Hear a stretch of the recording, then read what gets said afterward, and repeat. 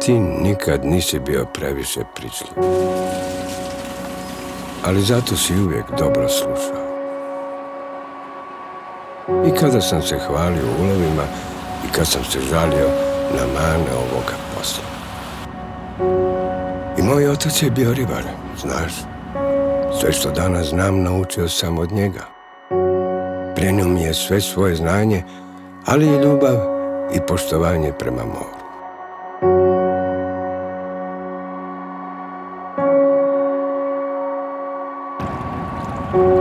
Sada slijedi čekanje. Dobro imati nekoga s kim možeš popričati. Sati bi se činili kao dani da nemaš društvo na svom brodu.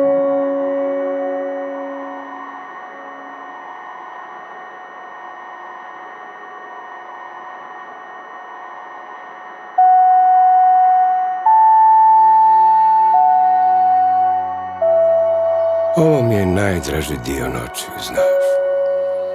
Tik nakon što spustimo mreže, zavlada tišina i potpuni spokoj. Kada se naši brodovi umire, postajemo sve manji i manji.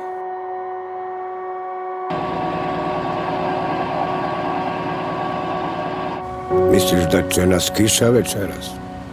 Nebo se nešto mršti. Sjećaš se one noći kad smo jedva živu glavu izvukli. Rekao si mi da ne isplovljavamo. Trebao sam te slušati. Stariji si i iskusniji. Srećom, završilo je dobro za nas, ali odanda je tvoja zadnja.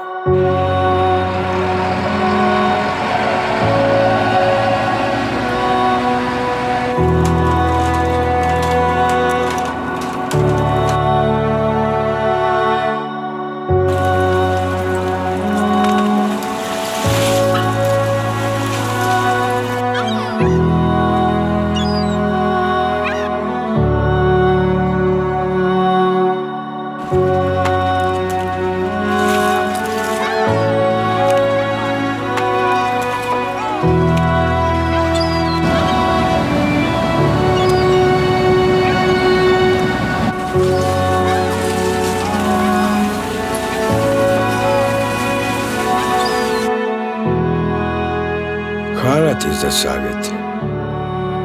Hvala za društvo u hladnim noćima. Hvala ti za razgovor.